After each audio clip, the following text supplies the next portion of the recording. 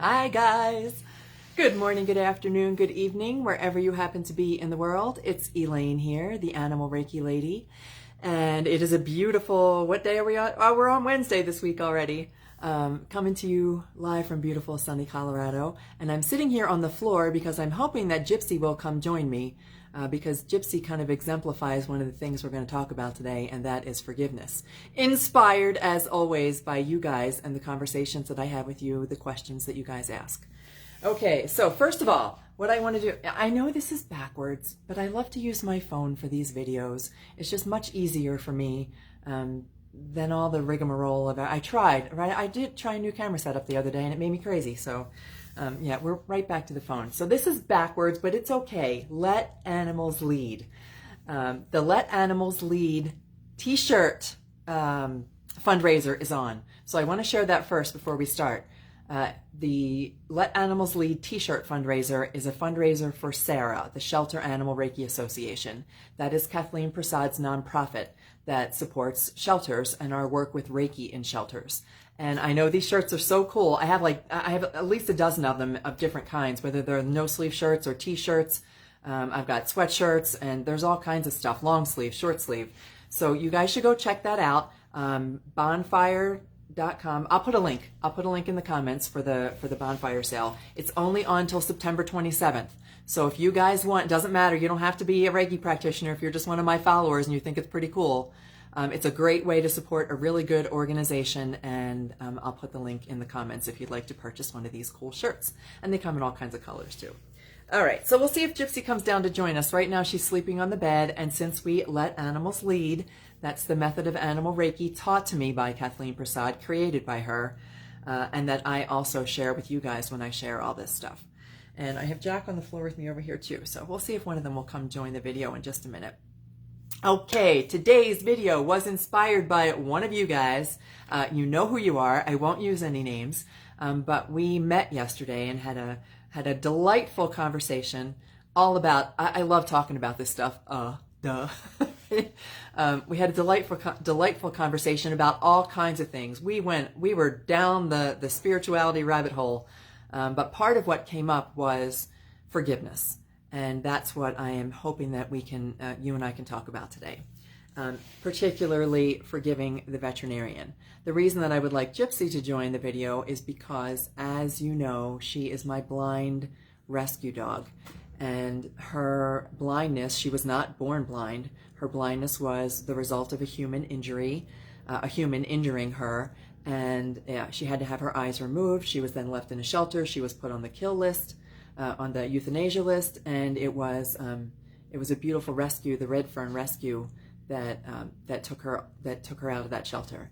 And she has absolutely no reason to love any human being whatsoever, except for those who came to her rescue. And yet she does. She is the biggest sweetheart. She's the biggest snuggle bug. She just loves everybody. And so she is an example of how to forgive. So what came up was the story of a cat, and I won't go into too much detail, but the cat went to the veterinarian for one thing and didn't come home. And after a couple days, the cat had crossed the Rainbow Bridge. So the cat passed completely unexpectedly, and it was very traumatic and painful, because we know, right? We all know, all of you who watch this page have some kind of connection with animals, and there's always that one animal. For me, it was my Winston. There's my Lucy back here, and little Winston. I forgot to put the necklace on it. I keep it hanging there. We all have that one animal who was our soulmate, that one animal that we were so connected to, that loved us so unconditionally. They felt like they were an extension of us. And for most of us, our pets are not pets. They're animal companions. They're parts of our family. And to have one pass unexpectedly, and in a way, when we had entrusted them to veterinary care, it causes some additional angst and anxiety.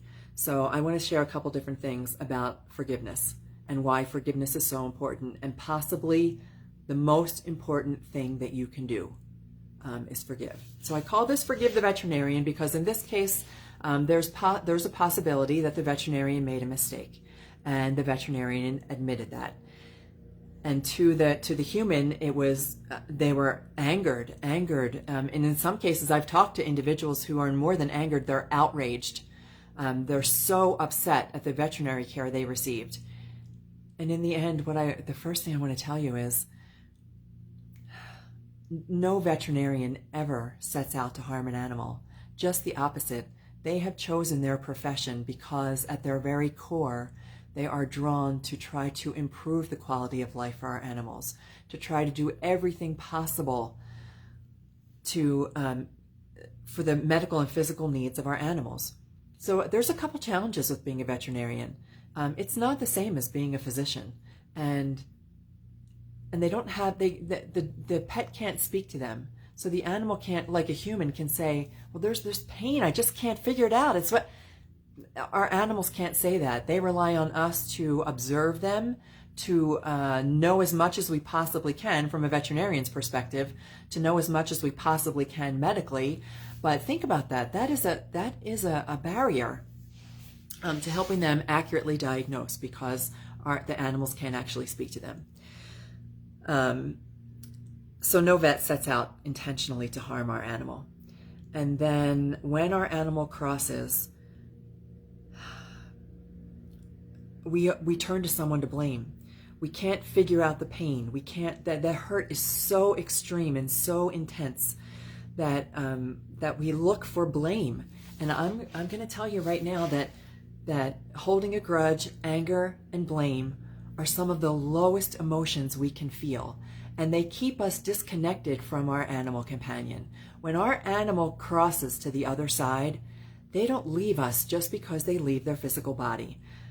I've said this, and I'll say it till my last breath myself, is that we are all made of energy.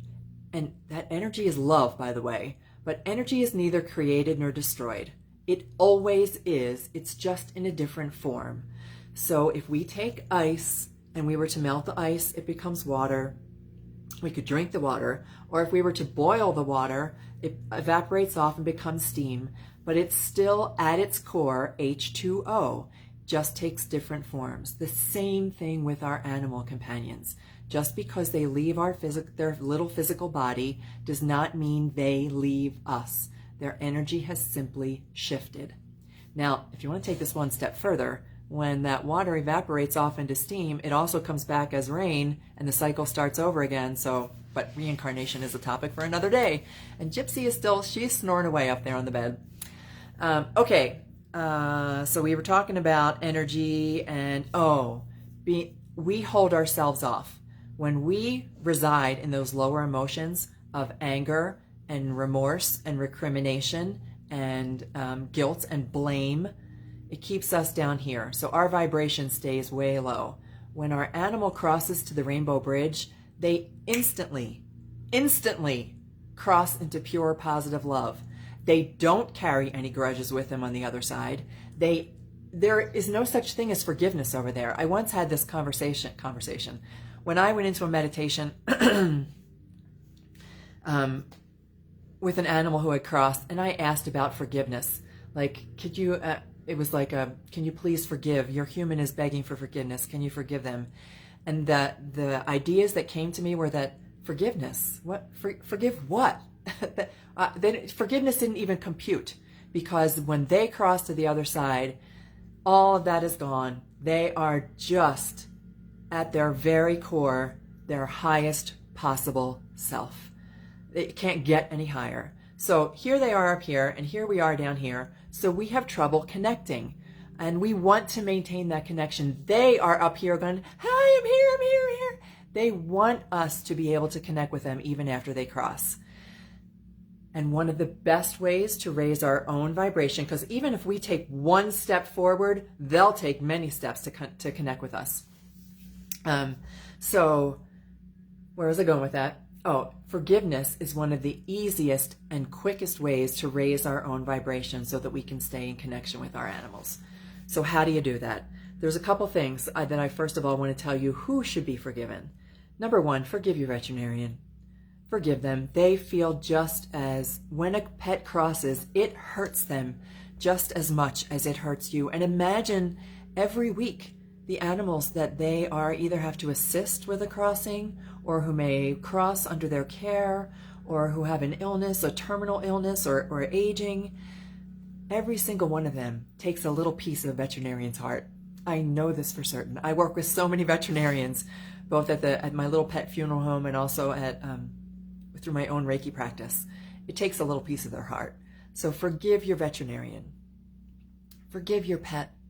Forgive your animal companion. We don't sometimes recognize that we hold that grudge, that we're angry at them for leaving us. I remember I felt it with Winston. I was so upset at him for leaving me. Yeah, forgive them. Forgive them for that. They're on their own journey. They have a journey too. Their life is their own life, and it's not as long as ours. And they don't leave you to hurt you. They don't ever leave you to hurt you. So forgive your pet. And then possibly the most important person that you need to forgive is you. Forgiveness of yourself.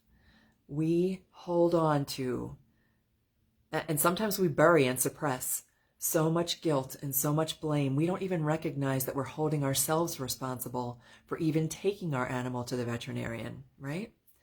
For not doing enough, for not recognizing enough, for not being able to see what's wrong with them, for not being, for whatever, for not spending enough time with them, for whatever those things are that you are, the baggage that you're holding on to, that's what needs to be forgiven. So how do you do that? Okay, a couple ways. I have some suggestions for you. This is what I'm going to suggest.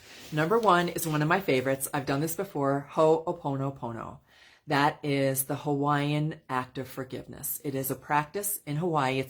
It looks like one word to us, but it means a whole lot of things in all those little letters. Ho'oponopono, if we were to translate it into English, is I'm sorry, please forgive me, thank you, I love you. All of that in one word, and think about what that is. So when we practice Ho'oponopono, you sit quietly, and you can say it in your mind, or you can say it out loud, and think about the words that I'm about to say. I'm sorry. You're forgiving someone, but you're the one who's apologizing, because forgiveness is a holistic practice. When we forgive one, we forgive all. And if we can forgive one person, if we can forgive ourselves, we can forgive anybody. I'm sorry. Please forgive me. Thank you. I love you. I'm sorry. Please forgive me. Thank you. I love you. I'm sorry. Please forgive me. Thank you. I love you. Think of all the things that are wrapped up in those words. I am apologizing for holding you responsible, for blame, for being angry with you for leaving me, whatever it is. I'm sorry. And if you're saying it to yourself, think about how powerful those words are. Apologizing to yourself. Please forgive me. Asking for forgiveness from yourself, asking for forgiveness from your pet, for whoever, ask forgiveness. Thank you.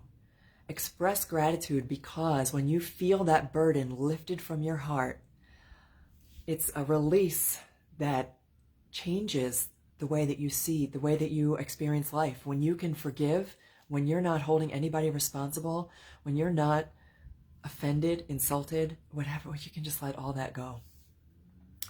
I'm sorry, please forgive me. Thank you.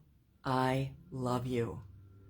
You know, when we can learn to love everybody and every situation, and remember that we're all one, and that everybody is doing the best they possibly can with what they have at the moment, very empowering, incredibly empowering to forgive and to love. So Ho'oponopono, that's one of my favorites, one of my absolute favorite practices. The next one, and this is the one brought up to me yesterday, and I'm not a practitioner of this, but I'm sure we could find, you can just look it up, EFT or tapping. Tapping is where you do something physical. So it's like tapping on certain, I don't know what these are. I'm just going from memory when I've seen it once or twice. We tap certain energy centers of our body to help release. And so you set an intention of what the release is to be, and then it's like some people have a preference for something physical, to do something physical. So tapping is another great way for forgiveness. Meditation. Meditation is possibly the thing that has changed my entire life. And I know that some people say, I can't meditate, I don't get it, I don't know how, my mind doesn't quiet. Relax about all that. Just relax. Let all expectations go for meditation. Instead, call it calming your mind. It is just a little practice to calm your mind, and I can show you how to do a quick and easy. What we just did with Ho'oponopono was a form of meditation. Anything that helps you calm your mind. For some people, it could be writing or art or music or singing or jogging, whatever it is that calms your mind. But what I'm going to recommend for this particular practice is that you lay down on your pillow before bed. So rest your head on your pillow and take several deep breaths. Breathing is a great way to give your mind a job so that it focuses on the breathing as opposed to focusing on that monkey mind chatter that goes on all the time. So take a couple deep breaths, and you can even say the words, calm my mind, or calm, peace, focus, love. But when you do that, it gives your mind something to do. So if you wanted to listen to a guided meditation, that's fine also. There is music, there are vocal meditations that you can follow, but just lay on your pillow for just a minute or two, breathing in, breathing out, calming your mind, and then ask your animal to show you the way to forgive. They will. You can hear it in my voice just right now. Breathe in, calm your mind.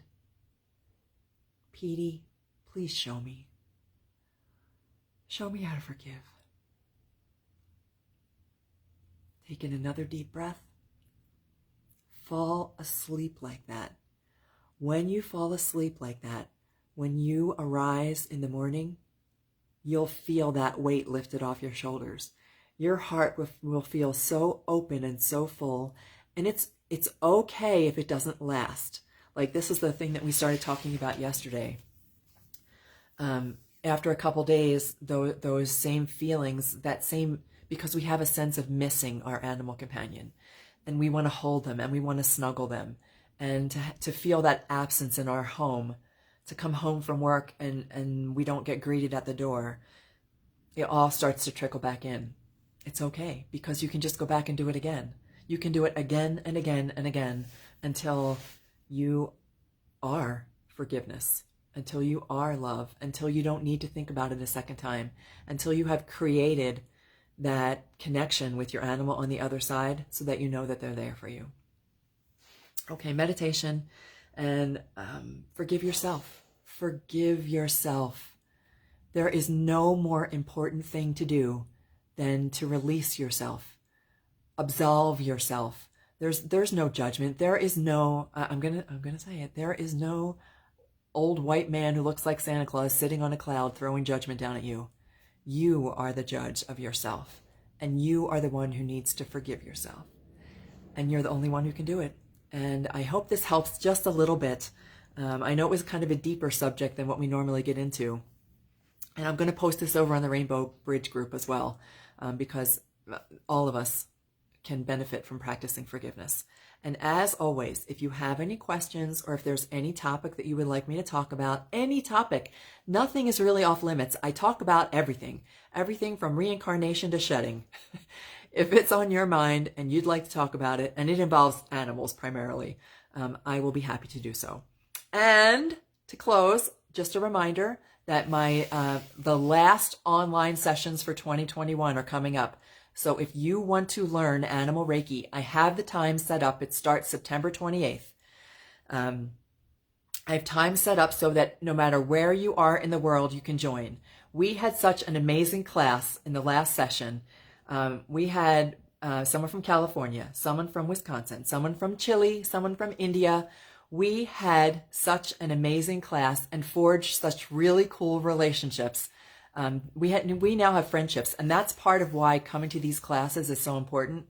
I have a private group, by the way, that's only for students, and there are close to 60 now.